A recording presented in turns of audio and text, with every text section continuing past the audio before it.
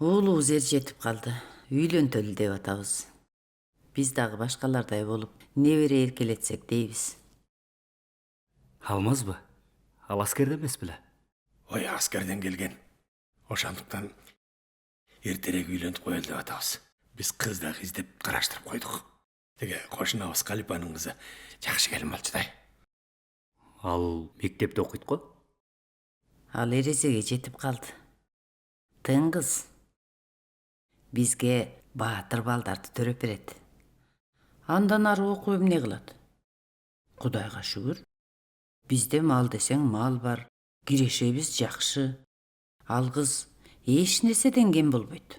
Мындай жашоого жетпей жүргөндөр канча? Эми үй бүлө куруу жакшы дечи.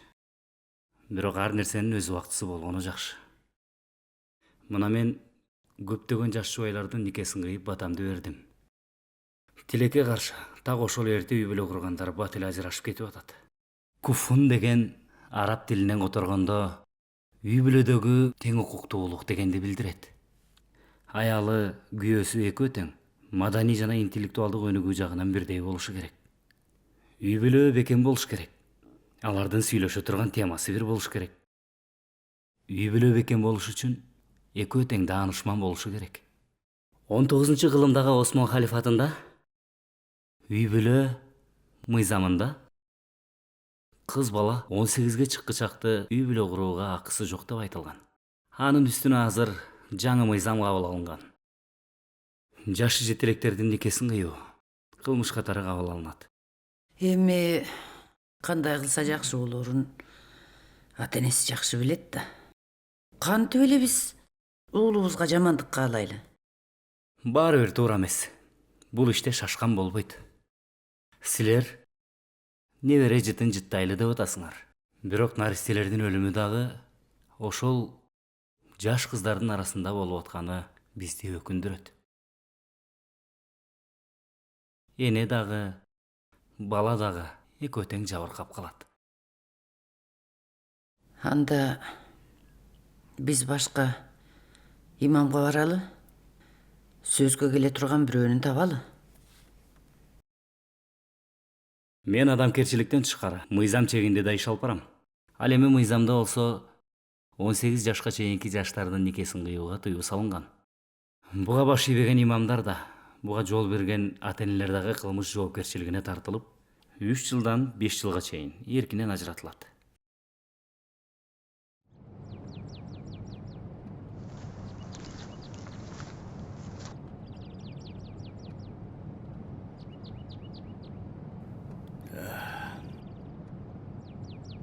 Кызыбызды эрте турмушка берсек, экөөбүз тең соттолуп кетет экенбиз.